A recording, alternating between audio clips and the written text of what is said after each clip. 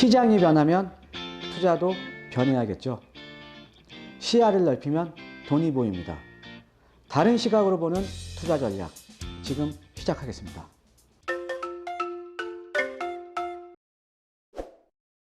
예, 안녕하십니까. 드림몬스터투자연구소 대표 정창래입니다.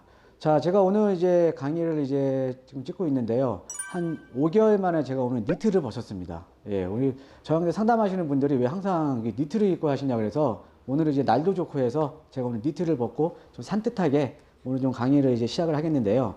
자, 지금 보시면은 이번 주 주제가 어떤 거냐면, 자, 이제 부동산 혼돈의 시대. 자, 우리가 보통 일반적으로 우리가 부동산 투자하면 어떤 것들 많이 생각하시죠? 예, 물론 아파트 많이 생각하시잖아요. 예, 아파트. 그 다음에 이제 주로 이제 제가 이제 상담하는 것들도 아파트들이 많습니다. 그 다음에 이제 아파트와 관련된 뭐 재건축이라던가 아니면 뭐 재개발이라던가 아니면 뭐 리모델링이라던가 이런 것들도 상당히 많아요. 예. 자, 그런데 우리가 이제 이런 거죠. 시장은 지금 많이 변했거든요. 예, 시장은 많이 변했는데 이 변화에 맞게 어떻게 보면 여러분께서 보는 시야도 좀 변해야 되는 거고요. 투자도 변해야 되는 겁니다. 예, 원래 고인물이 썩는 법이거든요. 자, 그러니까 오늘은 좀 이 아파트도 물론 좋지만, 자, 이런 거죠. 상대적으로 이 최근에 이제 아파트 같은 경우에는 뭐 지금 이제 조정을 받고는 있지만, 투자로 하기에는 조정을 받았음에도 불구하고 가격이 많이 올랐다라는 거죠. 그렇죠? 예. 가격이 많이 올랐기 때문에 어떻게 보면 이제 투자 금액이 상당히 커진 건 사실입니다. 불과 이제 제가 예전에 이제 상담을 해드릴 때는 한 2년 전만 하더라도 서울 도심에 갭 투자용으로 한 5천만 원, 6천만 원대 투자할 아파트들이 많았어요. 근데 지금 이제 그런 아파트들이 다 투자 금액이 3억 이상이 됐다라는 거죠. 예. 그래서 사실은 좀 이제 이 아파트로 투자하기엔 투자 금액도 높다라는 거죠. 그럼 우리가 이 시야를 좀 이제 다르게 좀 이제 좀 넓혀야 된다라는 거죠. 그래서 오늘은 좀 다른 시각으로 이 부동산 시장을 살펴보는 시간을 갖도록 하겠습니다.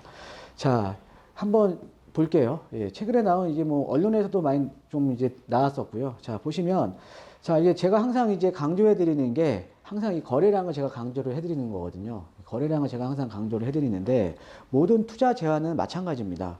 거래량이 수반이 돼야, 안정적으로 거래량이 수반이 돼야 가격도 오르는 거거든요. 가격도 안정적으로 오르는 거거든요. 자, 그런데 우리가 그 전에 이제 작년에 이제 9월달, 그러니까 8월달, 7월달 정도를 보면, 그러니까 9.13 대책이 나오기 이전에, 이때는 사실은 거래량이 수반이 되지 않은 가격 상승이 이루어졌었죠. 왜? 시장에 매도 물건이 없었다라는 거죠.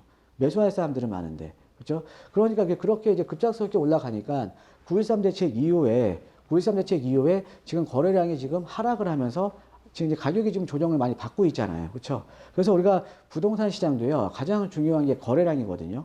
이 거래량인데 이 거래량 같은 경우는 가격 상승과 하락의 당연히 지표라는 거죠. 예, 그래서 거래량이 상당히 중요합니다. 자, 그런데 최근에 우리가 다세대 주택 거래량을 보면 아파트 거래량은 많이 줄어들었거든요. 최근에 이 다세대 주택 거래량을 보면 아파트 거래량보다 최근에 좀 높게 나오고 있습니다. 예. 자, 한번 이 그래프를 한번 볼게요. 자, 여기에 지금 이거는 지금 이제 아파트하고 다세대 주택이 이제 9월달 이후에 지금 이제 매매 가격 상승률인데, 지금 이제 다세대 같은 경우, 이 다세대 같은 경우도 이제 마이너스는 지금 안 들어갔죠. 근데 이제 아파트 같은 경우는 지금 마이너스잖아요. 그죠? 마이너스고요. 자, 그런데 우리 거래량 한번 살펴보면요. 2018년 10월 달까지만 하더라도 지금 아파트 거래량이 지금 서울의 지금 거래량입니다. 서울의 아파트 거래량이 10,000가구 정도. 근데 다세대가 한 5,400세대 정도가 거래가 됐는데 11월 달부터는 지금 역전이 됐죠. 그래서 이 아파트 거래량보다 지금 다세대 거래량이 더 높게 나오고 있습니다. 자, 더 높게 나오고 있죠. 예. 그래서 지금 이제 이 아파트보다는 지금 다세대의 거래량이 늘어나고 있다라는 의미는 이 불경기에도 지금 조정기에도 이 다세대 주택을 어떻게 보면 이제 이 다세대 같은 경우에는 소형 주택이라든가 서민 주택으로 또 이제 볼 수가 있겠죠. 이런 소형 주택이나 서민 주택에 대한 수요는 지금 꾸준히 지금 이제 증가를 하고 있다라고 이제 보시면 되겠죠. 예, 그렇죠. 자, 그러면 우리가 부동산이라는 게 뭡니까? 부동산이라는 게 수요자들이 꾸준하게 들어오면 가격이 오르는 거잖아요. 그러면 투자자 입장에서 수요자들이 들어오는 길목을 내가 잡고 있어야 되는 거 아닙니까? 그렇죠? 예, 그래서 이 다세대 같은 경우도 우리가 투자에 대한 대상으로 이제 볼 수가 있다라는 거죠. 자, 그래서 요즘 이렇게 지금 다세대가 지금 거래가 되고 있는 지금 가격이 또 오르고 있거든요. 사실 근데 도심 지역이나 강남권 같은데 아니면 뭐 지역적으로 뭐 개발 압력이 높은 용산권 같은데 이런 지역들은 지금 상당히 많이 가격이 오르고 있고 지금도 오르고 있습니다. 근데 가격이 오르는 이유가 있다라는 거죠. 이 이유가 뭐냐면 자, 이런 거죠. 서울에 우리가 지금 보시면은 재개발이라던가 지금 강북에 지금 뉴타운들 상당히 많이 지금 활성화되고 있죠. 예, 그 다음에 기존에 이제 강남권에서 지금 재건축이 많이 진행이 됐었잖아요. 그렇죠? 이 재건축이 진행이 돼서 지금 어떻게 보면 그 재건축 아파트들이 뭐 개포주공이라던가 고덕주공이라던가 가락시형이라던가 이런 재건축 아파트들이 지금 이제 입주를 하고 있는 거 아닙니까? 그렇죠? 자, 근데 이 재개발 재건축이 이제 진행이 된다라는 의미는요. 결론만 먼저 제가 결론부터 말씀드리면 서민들이 거주할 수 있는 소형 주택, 그다음에 좀 비교적 좀 저렴하게 거주할 수 있는 저가의 임대주택 등이 집중적으로 멸실되는 겁니다. 이게 어떤 의미냐면, 자, 우리가 재개발이나 재건축이나 어떻게 보면 노후돼서 이런 정비 사업을 하는 거잖아요. 그렇죠? 정비 사업을 하는 건데, 일반적으로 이제 매매가는 재개발, 재건축은 개발 기대감 때문에 상당히 높죠.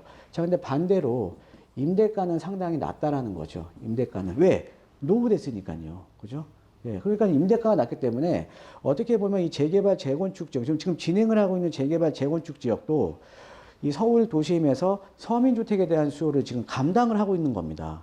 근데 감당을 하고 있는 이런 지역들이 하나둘씩 재개발이라던가 재건축이 되면 서울 도심에서 이런 서민들이 거주할 수 있는 서민주택들이 집중적으로 멸실되는 거죠. 그러니까 서민들이 거주할 수 있는 주택들이 점점 고갈되고 있는 겁니다.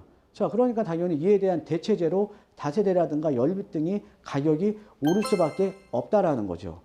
자, 그래서 이제 재개발 재건축이 진행이 되면서 서민주택이 지금 집중적으로 멸실되고 있다. 그러니까 상대적인 희소성이 높아지는 거잖아요. 그죠? 자, 그 다음에 그러면서 이런 거죠. 자, 이 상대적으로 이런 그 다세대 주택에 대한 수요가 늘어나니까 자, 민간에서는 어때요? 수요가 있으니까는 공급을 해줘야 되는 거 아닙니까? 그렇죠? 예, 공급을 하잖아요. 그럼 공급을 하려면 뭐예요? 신축을 통해서, 그러니까 다세대 신축을 뭐 다세대라든가 이런 신축을 통해서 지금 이제 공급을 해줘야 되는데 사실은 이 계속적으로 이런 그 다세대 주택에 대한 수요가 생기면서 이렇게 신축을 하면서 자, 근데 서울 도심부 같은 경우에는 토지는 한정돼 있잖아요. 토지의 양은 한정돼 있는데 그 중에서도 신축 가능한 토지는 또 한정돼 있다라는 거죠. 신축 가능한 토지는 일단은 땅 모양이 이뻐야 될 거 아닙니까? 그렇죠? 땅 모양이 이런 것들, 뭐 이런 것들은 로스가 많기 때문에 신축이 불가능해요. 근데 이런 땅 모양이 이쁜 토지들이 지금 점점 고갈이 되고 있다라는 거죠. 그러니까 뭐예요? 신축 가능한 토지들이 점점 고갈이 되니까 이 토지의 가격이 지금 오르고 있는 거 아닙니까? 오르고 있다라는 거는 뭐예요? 우리가 어떻게 보면은 만약에 신축을 했을 때 원가가 차지하는 비율이 토지 플러스 건축비잖아요. 그죠? 토지 플러스 건축비인데 이 토지 가격이 계속 오르고 있다라는 거는 지금 새롭게 신축이 되는 이 분양가 자체가 지금 계속 오르고 있다라는 거죠. 분양가가 오르는데 어떻게 떨어집니까? 그러니까 원재료인 토지가 지금 계속 가격이 올라가는 거예요. 자, 여러분 제가 좀 시야를 좀 돌리시라는 게요. 자, 한번 잠실주공 한번 얘기를 한번 해볼게요. 자, 잠실주공 5단지 같은 경우가 34평형대가 2012년도가 이제 최근에 가장 저점이었거든요. 그 당시에 이제 거의 10억 이하까지 밀렸습니다. 예, 그러다가 지금 18억까지 찍다가 최근에 나오는 건 이제 15억 정도에 나오거든요. 자, 그러면 2012년도 대비해서 지금 한 9억 5천 정도 갔던 게 어찌됐든 지금 조정을 받아도 15억 이상 나오니까 그래도 한 7, 80% 얼마로 왔죠? 한 70% 정도는 오는 거네요. 그죠? 한 70% 정도는 이제 가격이 오른 거 아닙니까? 그죠? 자, 그런데 얘가 많이 오른 것 같죠?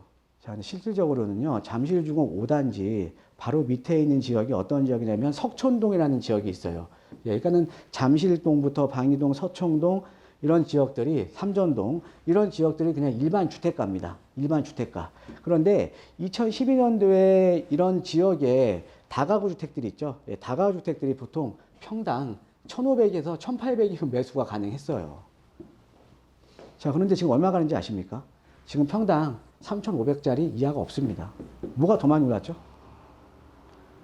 여러분들께서 맨날 들으셨던 것들이 아파트이기 때문에 언론에서도 아파트만 이제 접하잖아요. 그러니까 실질적으로는 내가 아파트밖에 모르는 거예요. 근데 실질적으로 시장에서는요, 이런 땅들이 더 많이 올랐다는 거죠. 이해되시죠? 예, 그래서 이런 땅들이 이런 그 신축 가능한 토지의 가격이 좀 지속적으로 상승을 하면서 지금 원가가 지금 상승을 하고 있는 겁니다. 그러면 당연히 원가가 상승하면 분양가가 지금 오를 수밖에 없다라는 거죠. 예. 이렇게 보시면 됩니다. 예.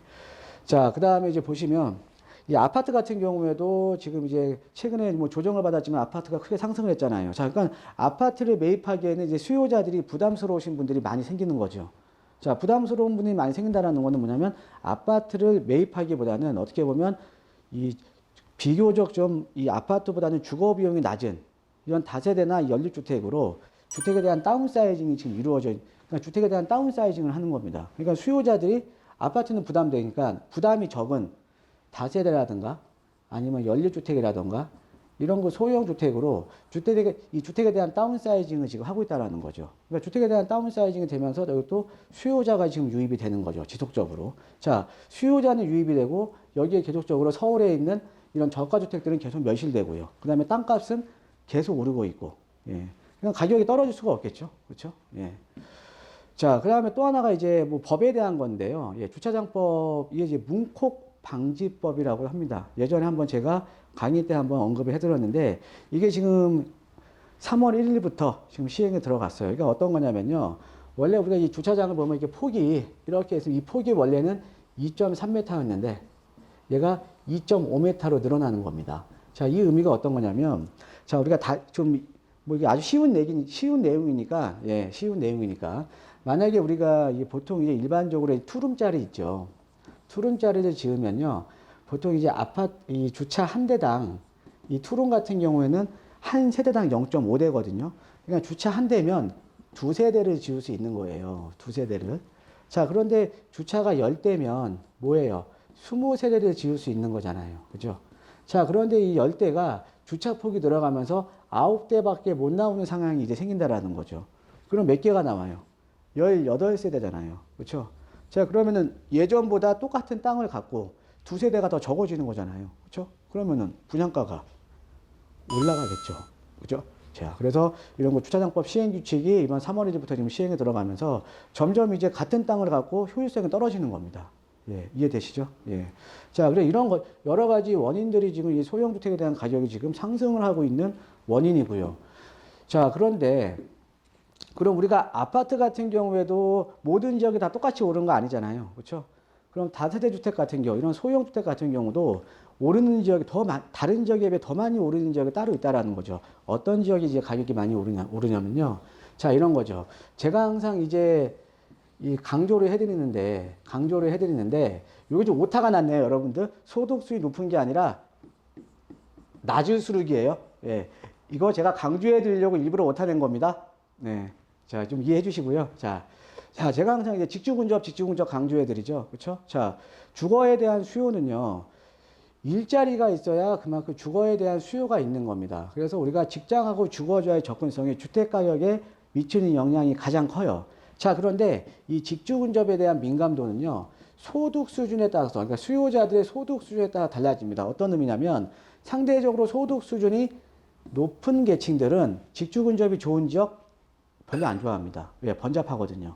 직주근접보다는 인문적인 환경이라던가 주거 환경에 대한 질을 더 많이 따져요. 자, 그런데 반대로 상대적인 소득 수준이 낮은 분들일수록 인문적인 환경 같은 뭐 학군이라던가 뭐 상권 이런 거 안 따집니다.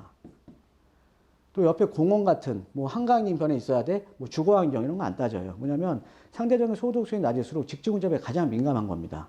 자, 그럼 어떤 의미냐면 소득 수준이 낮을수록 직주근접에 대한 민감도는 가장 높아요. 자, 그러면은 직주근접에 대한 민감도가 높기 때문에 일자리가 많은 도심 지역 같은 경우에는 어때요? 당연히 소득 수준이 좀 낮은 분들이 많이 선호를 하니까 소형 주택, 그러니까 아파트 평형대도 소형 평형대가 더 선호도가 높은 거고요. 이런 소형 주택이라던가 저가 주택에 대한 수요가 상당히 높은 겁니다. 그래서 이런 도심 지역이 상당히 좀 안정적이에요. 그래서 도심이라던가 강남 같은 지역이 어떻게 보면 다른 지역에 비해서 좀 더 가격이 많이 상승을 한다라는 거죠. 자, 그 다음에 두 번째를 보면 당연히 아파트 가격이 높은 지역에 이런 저가 주택들이 가격이 더 많이 올라갑니다. 어떤 의미냐면, 자, 아파트와 빌라가 있어요. 자, 그런데 수요자 입장에서는 이 아파트하고 빌라하고요, 가격적인 갭 차이가 적다 그러면 당연히 여기에 거주하다가 어느 정도 여윳돈만 있으면 당연히 일로 가겠죠. 그죠? 자, 그러면 이런 지역들, 아파트와 빌라의 가격 차이가 적은 지역들 같은 경우에는 빌라에 대한 수요층이 얇은 거예요. 적은 거라는 거죠. 자, 그런데 차이가 커요. 뭐 아파트 한 10억대고 빌라 3억대입니다. 현실적으로 여기에 거주하시다가 이거 넘어가기 어렵겠죠. 그죠?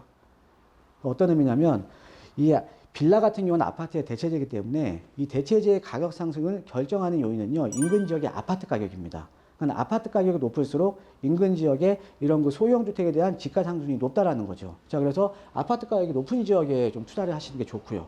자, 그 다음에 우리가 또 하나는 꼭 이런 지역도 있지만은 개발 압력이 높은 지역.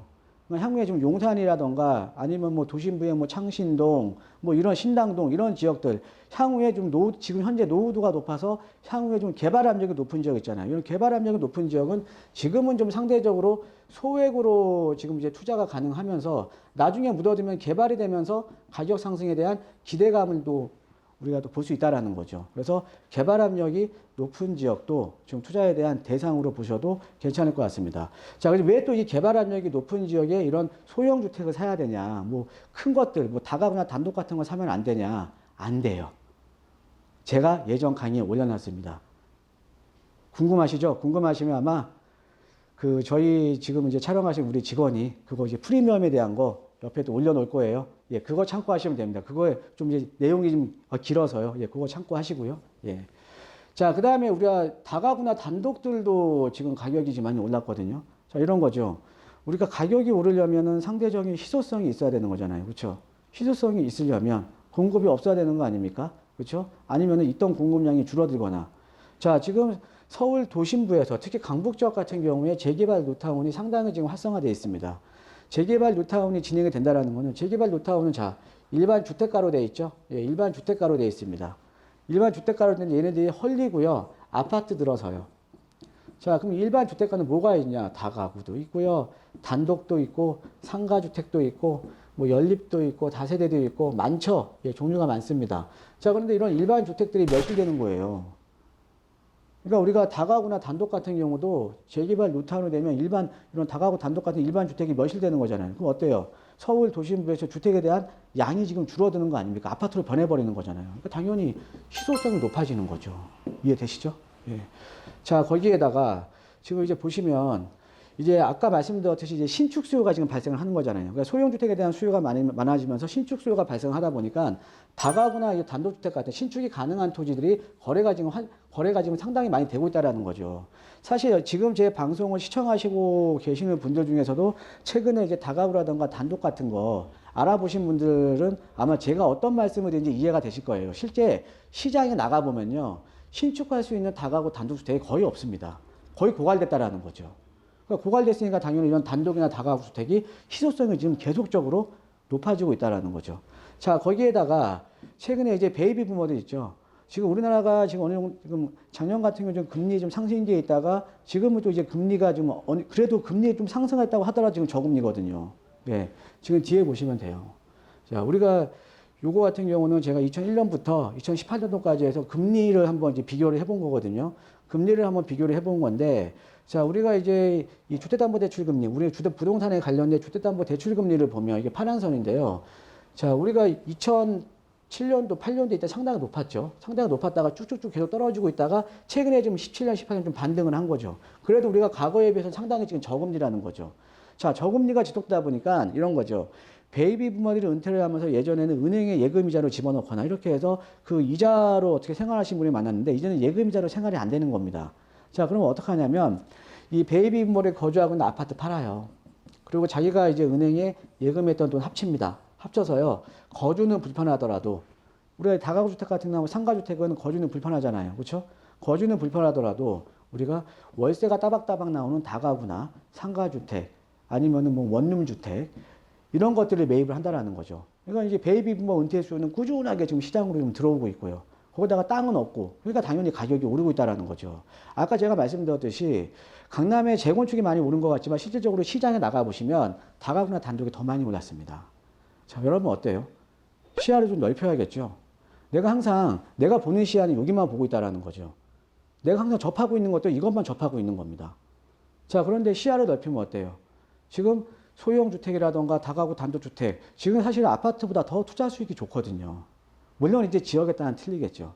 자, 이 다가구 단독 어떤 지역에 투자를 하셔야 되냐면 일단은 땅을 이제 매입할 때는요, 최소 60평 이상이 되는 땅을 매입하시는 게 좋습니다. 60평 정도는 돼야 우리가 규모의 향후에 신축을 하더라도 규모의 경제가 좀 살거든요. 예, 규모의 경제가 너무 작은 토지는요, 너무 작은 토지는 규모의 경제가 안 삽니다. 그러니까 최소한 60평 정도 땅을 매입하시는 게 좋고요. 만약에 근데 한 45평 요 정도 땅이 좀 괜찮은 게 나왔다. 이런 것들은요, 여러분 그 아시는 분은 아실 거예요. 이거 다중주택으로 신축을 해서 활용을 할 수가 있습니다. 그래서 45평 이하는 이 다중주택을 좀 활용을 해서 좀 하시면 될 것 같고요. 자, 그 다음에 매입 전에 여러분들 이제 아까 제가 말씀드렸듯이 신축 가능한 토지들이 지금 고갈되고 있는 거예요. 그러면 어떤 내가 다가구나 단독을 매입하기 이전에도 이 토지가 용적률을 다 찾아서 먹을 수 있는지, 몇 세대가 나오는지 이런 규모 검토는 필수적으로 해야 된다라는 거죠. 땅에 대한 가치는 이런 거죠. 땅이 있고 건물이 있어요. 근데 건물은 언젠가 노후됩니다. 그러면 어찌됐든 땅에 대한 가치는, 내재적인 가치는 토지밖에 없는 거죠. 자, 그러면은 우리가 이 토지에 대한 가치는 어떻게 부여가 되냐면 토지의 활용도에 따라서 부여가 됩니다. 만약에 이종 일반 주거지역이면 용적률을 다 찾아 먹을 수 있는 땅이냐 없는 땅이냐, 이 땅이 이게 핵심이라는 거죠. 이해되시죠? 그래서 매입 전에 이거 규모 검토하는 거 어려워하시는데요. 여러분들 그냥 그 구청 주변 있죠? 예, 각 구청 주변에 건축사 사무실 가셔갖고요. 돈 얼마 안 합니다. 그냥 몇만 원 주시면 여기 뭐 용적률 몇 프로 나오고 몇 세대 정도 지을 수 있다. 이런 간단한 규모 검토는 해줍니다. 그러니까는 꼭 이거 규모 검토는 하셔야 되는 거고요. 자, 그 다음에 땅을 매입하실 때는 제가 이제 모난돌이 정 맞는다라고 했는데 모난돌보다는 도로가에 많이 접해 있는 직사각형 모양의 땅 상대적으로 좋아요. 예, 그러니까는 이런 좀 땅 모양도 이쁜 땅을 좀 찾아서 매입하시는 게 좋을 것 같고, 그 다음에 이제 지역은 이제 뭐 도심 쪽이라던가 이런 쪽이 좋겠죠, 당연히. 도심이라던가 수요가 많은 지역에 내가 투자를 해야 되는 거 아니에요. 도심이라던가 강남 같은데 이런 지역에 좀 이제 투자를 하시는 게 좋을 것 같습니다. 자, 그래서 이번 시간에는 좀 다른 시각으로 이 부동산에 대한 투자 전략에 대해서 좀 말씀을 드렸습니다. 여러분 시야를 넓히세요. 예, 시야를 넓히시면 돈이 보입니다. 예, 그렇게 하시고요. 자, 오늘 또 이제 강의 내용이 이제 좋으셨으면 꼭 그 구독하기 버튼 좀 눌러주시고요. 그 다음에 좋아요 버튼도 꼭 눌러주시고 또 알람 버튼 눌러주시면 누구보다도 빠르게 제 강의를 보실 수가 있습니다. 자, 오늘 여러분 요즘 최근에 보면 그 미세먼지가 상당히 이제 극성을 부리고 있습니다. 예, 몸 건강 조심하시고요. 항상 또 외출하실 때 마스크 꼭 쓰시고요. 예, 오늘 하루도 좋은 하루 되십시오. 예, 고맙습니다.